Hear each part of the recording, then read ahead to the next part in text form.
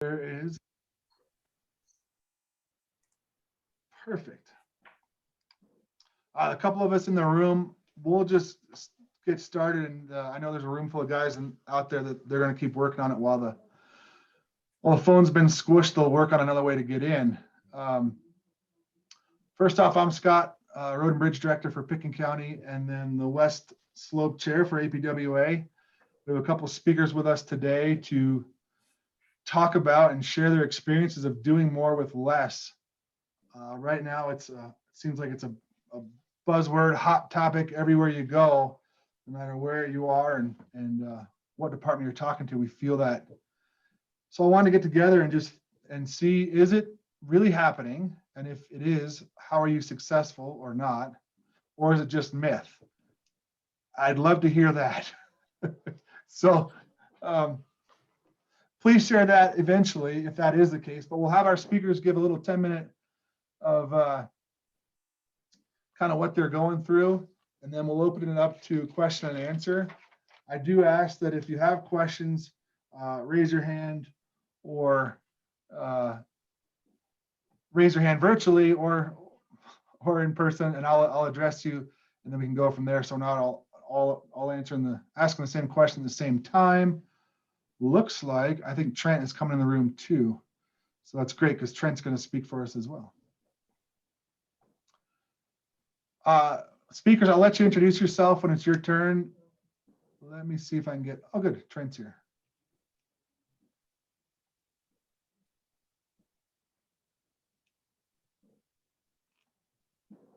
Cool. All right, so John is going to introduce himself and let us know what Eagle County is doing. And then Trent, you are going to go after Martin. So you have a little time to put your thoughts together. But thank you all for being in the room. I'm guessing we'll get a couple more joined in as we go. Thanks for being here again. This is a kind of a new spinoff I wanted to try to get us together and just talk shop. So John, what's going on in Eagle? I'm John Harris, Eagle County Road and Bridge Director. We've been kind of faced with this since the last recession. We've had, I believe we have 5 less bridge since 2006, 13 less pieces of equipment since 2006. Developed some ways to kind of overcome those situations. The first thing we did, we were at a point where we had directors retire. We did not rehire assistant directors, so we kind of trimmed the fat at the top, and we figured boots on the ground is where we really are effective. So to keep our operators and our people out plowing snow and fixing the roads, we really limited our admin staff up front. And honestly, it creates a lot of work. There's 2 of us that take care of all of that. And, we're working way into the night, making sure we get the phone calls and everything taken care of. But it allowed us to keep guys out on the road. As we all know, traffic these days, we used to be able to patch potholes with 3 guys, and now it takes 7, 8 guys with traffic control. So the tasks are getting a little harder to do with less staff and people, and we just try to find creative ways to do more with less.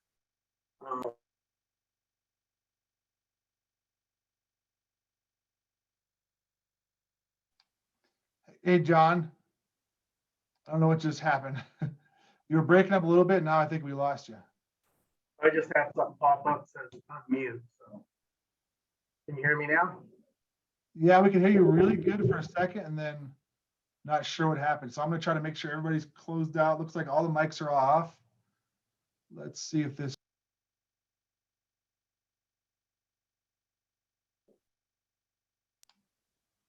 Okay, go ahead again, John. Sorry.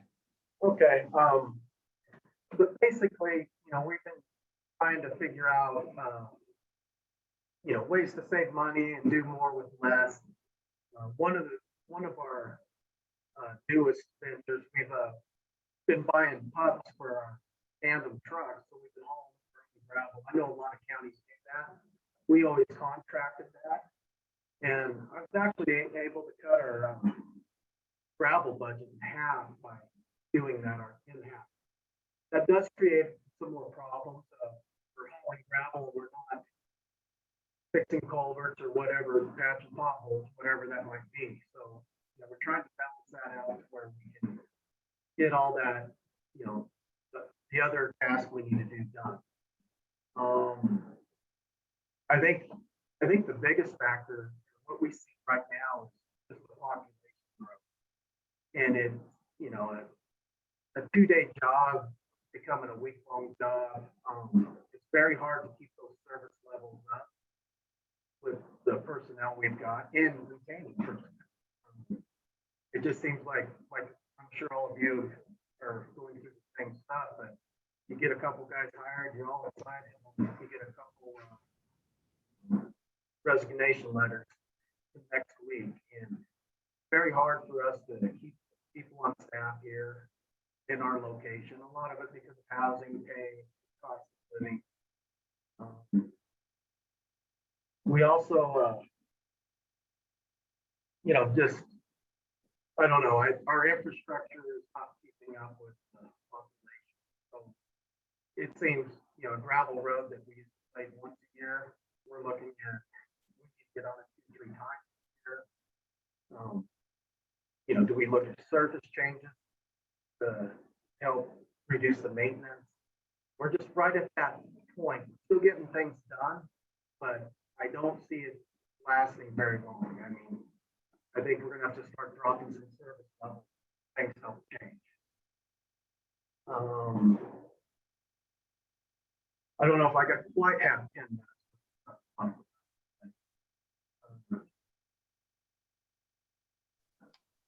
I'm just, honestly, just the population growth and, trying to do more with less, it's really hard to get there. And we're finding that we need more, do more. Great, thanks. Yeah, you were broken a little bit. I don't know what happened, but it sounds like housing is not helping you in terms of staff. So you're just asked to keep service levels the same or higher, and you just don't have the bodies showing up to do it.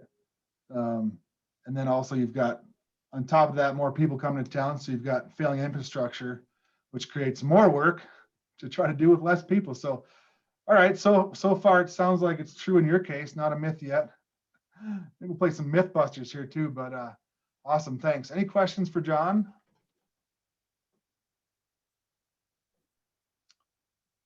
Great. Martin, let's move on to you.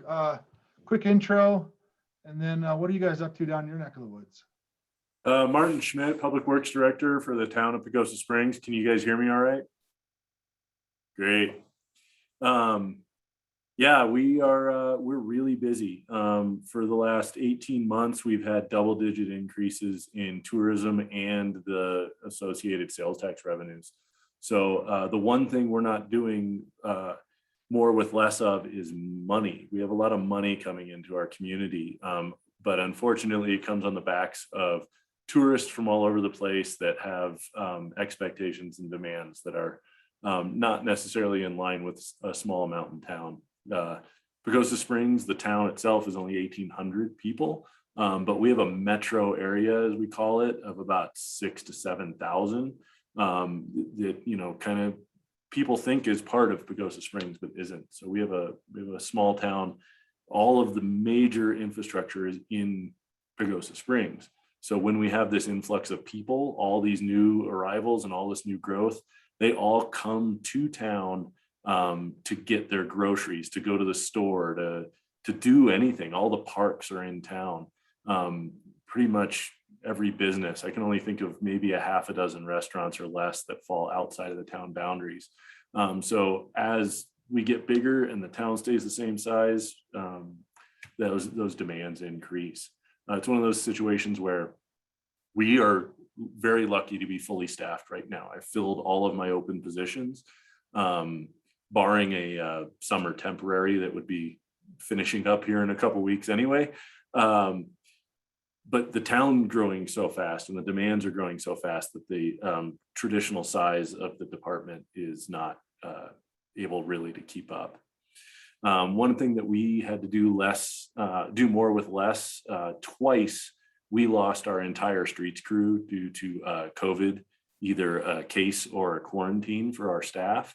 Luckily, the 2 weeks in February that we were without any plow operators, we got a tiny little skiff and missed the storms. It was like, it's never going to happen again. I couldn't believe it. But I was like talking to office staff to see if they ran a plow pickup in their driveway, like anybody that I could put in a piece of equipment, because the same thing was happening with all of the contractors. We didn't have contractors available. I'd call people up and say, hey, if it snows, could you help?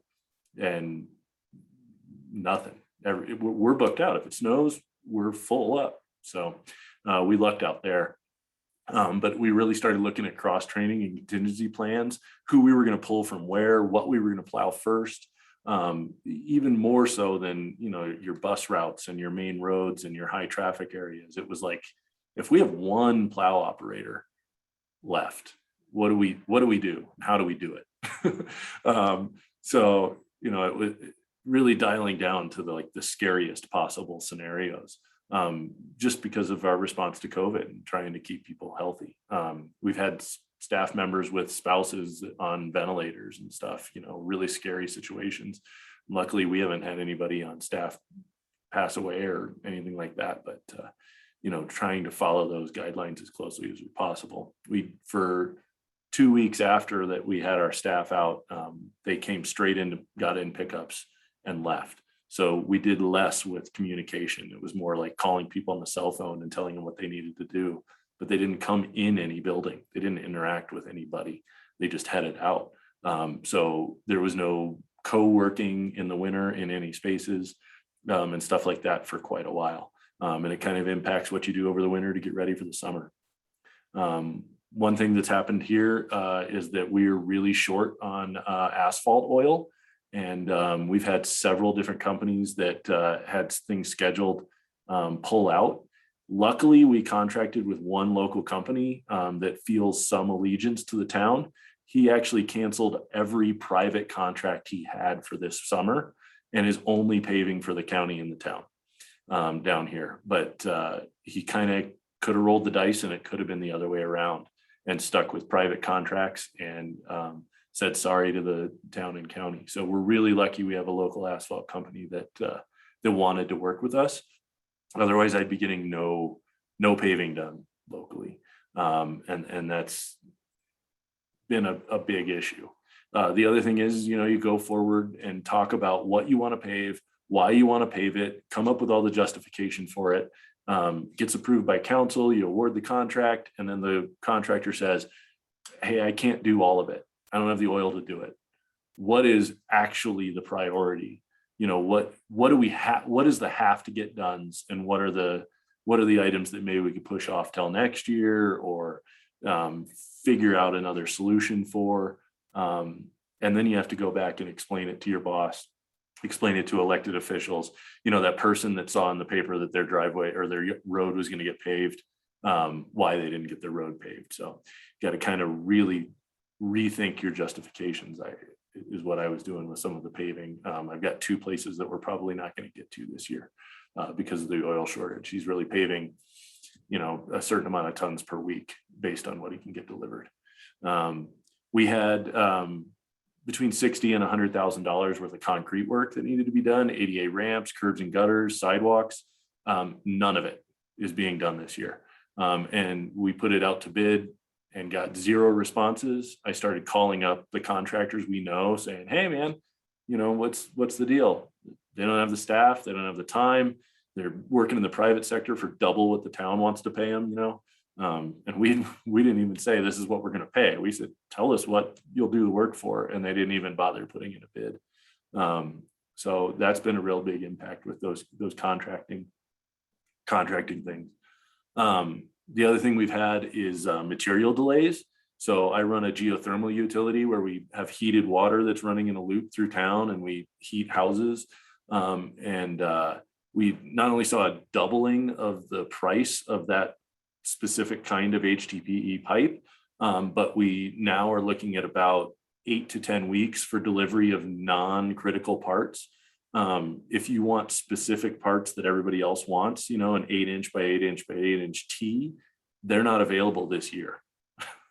And so projects get delayed and get pushed back because you can't get materials. Scott and I were chatting about culverts. You used to go pick up a culvert the same day as the project, on the way there, grab, a couple sticks of culvert and some bands. And now you've got to coordinate that 10 weeks in advance to make sure it's here and usable. And that works out really well whenever you have a gully washer that washes out culverts and you need to get replacements now. So, and then everybody goes back to hiring. It used to be really seen that if you get a job with the town or the county, you kind of were locked into a really good job. And so when one opened up, you'd see 15, 20 applicants. You could get rid of the chaff and you'd have 8 or 10 really qualified applicants for a position. And the situation now is we might get 1 or 2 applicants, and most of the time they have no direct experience for what the job is. And it's just a different pool to pull from. So when you do have someone retire, or leave to work in the private sector to swing a hammer or whatever, it's really hard to fill that position. And so making sure that we're doing the training and making sure people get that pat on the back, so that they know that they're appreciated, is really a really important thing to do. Because you can't fill a pothole if you can't get a guy to run the shovel to fill it. And then people are hitting the potholes and they're mad at you and the rest of town and all that. So everything folds together. It all dovetails together. So that's kind of what's going on down here. I don't have a whole lot else. I don't know if that was 10 minutes or not, Scott. I wasn't looking at the clock, but yeah. Right on the money. You're so punctual. Yeah, isn't it interesting that a pipe company doesn't carry pipe? I just think it's ironic. I just find it ironic with the it's right in the title, right in their name. I won't say who, but it's right in the name. Any other questions for Martin for what's going on down in Pagosa Way? Cool. That's pretty nice. You get the bar from the hot springs. We actually, they're using our water. So they have a contract with us. So we use the hot spring water to heat our geothermal utility loop, and then the outflow. So our wastewater is what everybody's swimming in. It's gone through a heat exchanger. It's just gone through a radiator, but I like to tell everybody it's wastewater. So it doesn't sound nearly as attractive when you say it that way. I'm sure they don't. I know. Yeah, they don't let me talk like that when I'm at the springs, but it's actually a benefit because we strip off, it's 145-degree water and they can't use it. They have to mix it with river water or tap water. So if we strip off the top 30 degrees, they don't have to mix it with nearly as much, and it's a benefit to them and to us. So no, we have really good hot springs here in Pagosa Springs. You just got to filter out the smell, but you'll be all right. Now, cool. That's really cool. I didn't know that you guys did that. That's actually really cool. I'd like to pick your brain on that some other day. Okay. Definitely. Cool. Let's go on. I saw you in here somewhere, Trent. I forgot how to get to you.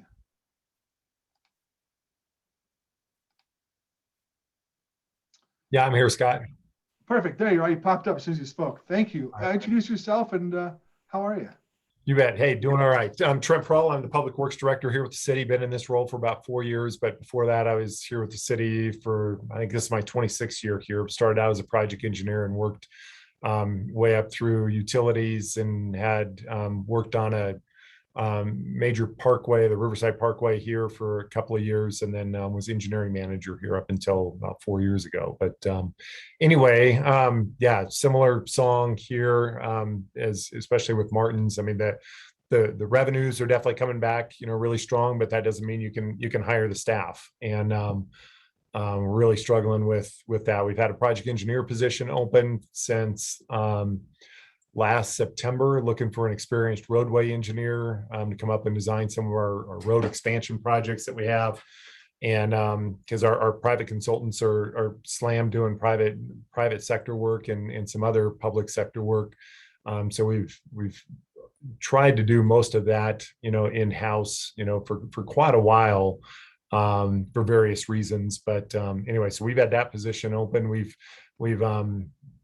revamped or lowered the bar, if you will, a little bit for a couple of positions, just to get some kids in right out of school, maybe only 2 years experience instead of having a PE, so that we can at least get some stuff designed and out on the street and for contractors to do. But even then you have the material issues that Kirsten will be able to speak to one of the fire stations that I think was supposed to start maybe 5-6 months ago and is now just broke ground this morning. So that everything dovetails in, with the arrival of steel and all of that, just due to the delays. And they said this morning that steel we have another station that we're building later on, that even if we ordered the steel today, we wouldn't have it until June next year for that. So that's adjusting some schedules there. But going back to staffing, our frontline staff, we used to have 20, 30, pretty strong recruits, and you'd get 4 or 5, that are really good. We get about 4 or 5 now that we have to look through, but they're moving right on with us. Either they move into a permanent position with us, and then they find something else out in the private sector and move on to that relatively quickly. But they use us to at least move here. But we've had our last 2 recruits have come from Missouri and Illinois, looking for better quality of life, which we definitely provide. But once they had their foot in the door, then they were able to find other opportunities here and that paid quite a bit more. But the contractors are at least bidding our work. So we don't have quite the problem that you did down there in Pagosa, Martin, that at least we have contractors bidding our work, but there's definitely a premium being paid there. For COVID, we did not lose. We had out of 60 plus employees, we've had 6 total, and 2 of them were in the last week. And but before that, we had 4 throughout the entire department. So we felt pretty blessed, to do that. And we kept moving with all of our spring cleanup program, where we've got 50 people working on we go through and pick up about 20,000 residential homes worth of stuff in 2 weeks worth of time. And you can throw out not anything you want, but pretty much anything you want. No electronics or no tires or stuff like that, but we take pretty much everything else. And we pick that up and haul it to the dump. And so we did that both years, both 2020 and 2021. And then our big chip seal program, we do that in-house, do about 600,000 square yards in-house in about 5 weeks, 6 weeks. And but we do have access to a team we call our project team. And it's a group of about 12 guys, 12 people. There are a couple ladies on there as well, but anyway, 12 that will work with Public Works on different projects, backfilling for extra staff needs there, as well as we'll work on parks, forestry projects, and horticulture projects, and do work for even police department, water department, wastewater, and so forth throughout the year. So having that extra pool of 12 has really helped us a bunch, and able to float them in between where the various needs are here. But our seasonal staff, we're budgeted for 10. The most we've had all year is 2.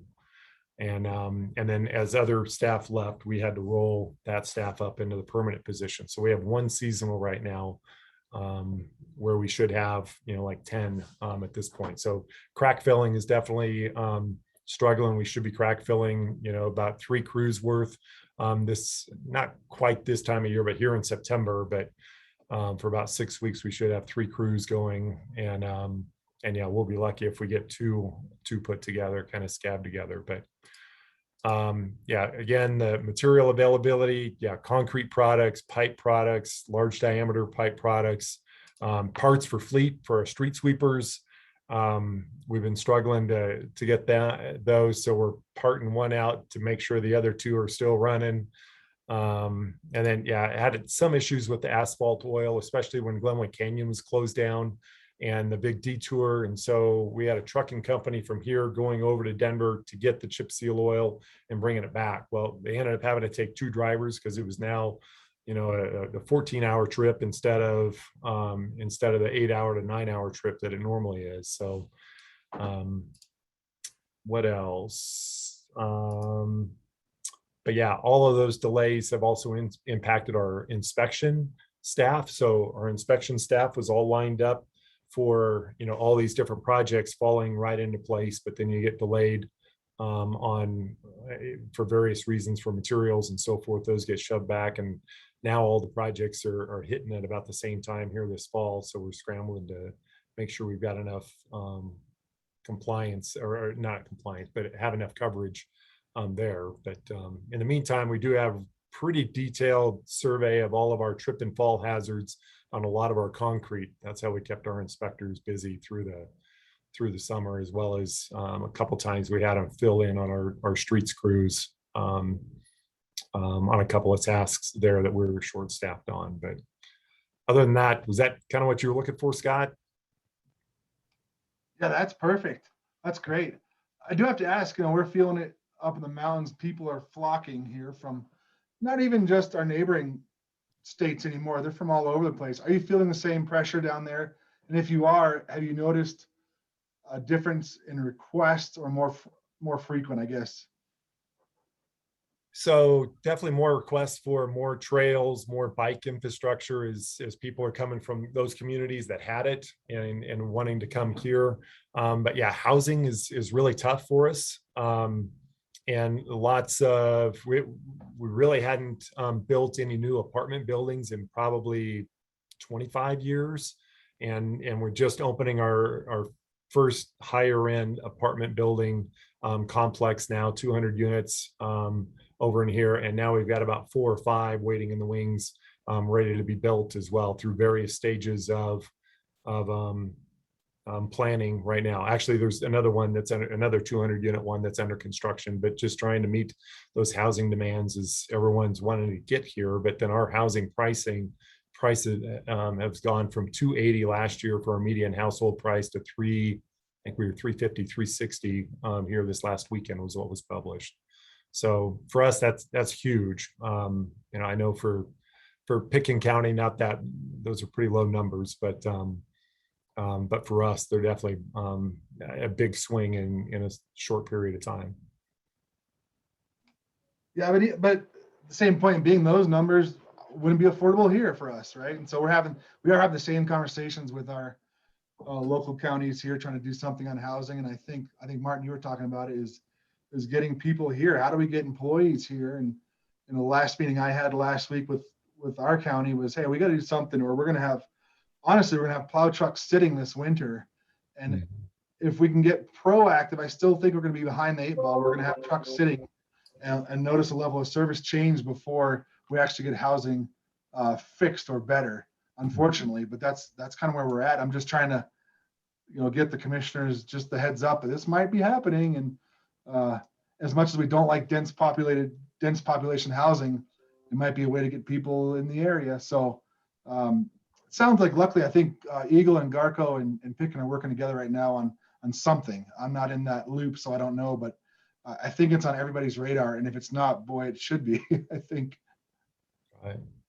And then what amazed me with the Glenwood Canyon being shut down is just how a lot of the workers that might live in Gypsum but work in the Roaring Fork, man, if it wasn't for Cottonwood Pass, that wouldn't be happening. I mean, that's a struggle and a half trying to get out and around there, especially if you're having to do it on a daily commute. But yeah, definitely empathize with definitely John, I think, in maintenance of Cottonwood Pass. That is really took a beating those few weeks that it was that Glenwood Canyon was closed. But not that I may have used it, but it was awfully nice having that connection there. Well, and as much of a pain it was for you, John, and I do appreciate you guys being up there, all that. You guys were up there a long, a long time. But reading the local social media, it actually brought good attention to what we do. And even though I was talking to John last week, there's a gentleman they keep talking about all over social media, the guy with the mustache. It's so friendly from Eagle County. But it really, that helps change the face of what we do. And is that going to keep, people knocking at the door? I don't know, but it was kind of nice to follow that. Like all of a sudden it was thank you. And all we were doing, not all you're doing, John, I don't mean it like that, but it was providing traffic control to get people back and forth, and that people understood the importance of public works, keeping that open. So that was kind of neat seeing that. Yeah, it was really amazing. I spent countless hours up there. And it was really amazing to see the need for that. People were, they were either lost because they didn't know where the interstate were, or they were locals just trying to make a living, get back and forth, get back to their families. People, parents trying to get back to their kids, or they got out of daycare or whatnot. But you've seen it all, and even though you had the fun people up there that didn't like anything about it, the need wasn't for it was there, and most people were very appreciative. Kind of off topic, but important to bring notice that, hey, we were getting noticed for something good. We did something right. As much as it was wrong, I think you were winning at 51% right. So good job. Cool. Any questions for Trent over in Grand Junction? Awesome. I'm not seeing anything yet. All those things I think are going to be important moving forward. And for us in Pickens County, we cut back on our painting program this year because it was 3 times the price, and so we kept the budget the same because we couldn't grow money. We just did less roads, and so I think just setting that expectation to the commissioners and the citizens is going to be a part of our challenge moving forward too. Is that was kind of where I was going with the housing thing, is like it's coming, and then I can say I told you so, right? You don't want to say that, but I think if we can at least give them the heads up that some of these things are coming, that we just give them the heads up and fair warning. And then luckily or not luckily, we have commissioners that can help us decide some of these things too. Like, hey, let's prioritize snow removal and let's not paint roads, or whatever the decision may be. I think part of too, what we were talking about with Cottonwood, John, is that Road and Bridge historically in public works is so good at just getting it done that it's really, we've hamstringed ourselves, right? Because for all these years, they go do one extra road, build a mountain, put a bridge in, fix the thing. And we're like, okay. And we just keep doing it, right? So somehow we've always found a way. And I feel like now, like, if you're in ComDev, you go, we can only do 35 permits today. That's our new max. That's all we can do. But Road and Bridge, how do we have that? We don't have a real good, like, we can't do that today. And here's why. They're not used to hearing that one. And then it's that level of expectation by our citizens. So I don't know. I'm just calling it like it is. I don't know how to fix it or make it better, but good and bad, I think we're there. Yeah, that reminded me last week, I spent half a day in a man lift putting up community artwork. Nothing to do with me, but nobody else has a man lift and no one else can run a hammer drill, so but my staff's busy, so I'm up in the man lift doing the work and getting it done. But at some point you're like, art council needs to pay for the professional services to put up their own art, so at some point, yeah, you're gonna have to say sorry, but that's outside the wheelhouse. We're just too easy to get along with. We had a request saying we are actually going to do a picnic. We are, I think, going to do a picnic for the county. It's planned, and they're like, can you guys put up easy ups? I'm like, we have a facilities department. Can they do it? They're just used to going and ask for the ask, and usually we have time. But I do think as we get more projects and less staff, we're not going to be the ones that can kind of just jump over and do it. So it'll be interesting, and maybe we just need practice in saying no. I don't know. Cool. Well, that was, thank you guys so much for presenting. That's exactly what I think. I'm bummed because it's not a myth. I was hoping that I was just having these dreams and nightmares to myself, but it's actually happening all over the West Slope. And like I said, next week is the national conference. I think we're going to have a lot of the same conversations in St. Louis about public works and what are we doing and how are we handling it. And, Martin and I were talking too a second ago that, if you're used to Manhattan's level of service and you come to anywhere on the West Slope, you're not going to receive the same service you have in Manhattan, whether it's law enforcement, firefighting, street sweeping, all those things that you're thinking of, you're not going to receive that service. So that's going to be interesting too. I think keep moving forward. Keith has a question. Go ahead. Yeah, I'm Keith, Montrose County. I just have to throw this out because I'm not really a big fan of doing more with less. I think we're doing more with more, but I think with the influx of new citizens, more citizens, and everybody's got us on speed dial, I think the expectations go up, but the requests have gone up. But my story I always tell with, doing more with less, well, probably 2 decades before I started my career, a snowplow crew was 4 people. I think it was 3 decades before my career, but yeah, the driver, you had the guy sitting shotgun, he ran the front blade. Then you had 2 guys out back shoveling the sand out. And so a lot of this efficiency we've come up with equipment, and it happens slowly, but we can do so much more work. But are we keeping pace with the request? That's really the big question. So I say we're doing more with more. Expectations are maybe increasing faster than more with more is increasing. That's my 2 cents. Oh, thank you for that. That is a great way to look at it. I think you're right. We are, yeah. If you look at what we used to do even 10 years ago and what we're capable of now, man, we are leaps and bounds. And it's almost growing. By the year I feel like we're getting more productive in our processes and how we're doing things. So good point. Thank you for that. At this point, I think it's a good time to open it up. We're scheduled till 4 or so. But if there's more questions, comments, concerns, thoughts on what you're doing and what you've experienced, I'd love to have you guys share. It looks like there's maybe 12 or so in the room, plus a room full of guys over there. So certainly if you have thoughts, ideas, I'd love to hear them.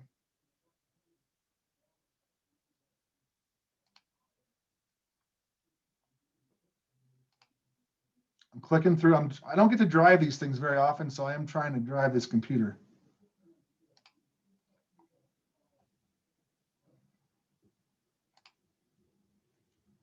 Okay, I don't see any hands. I think we're good.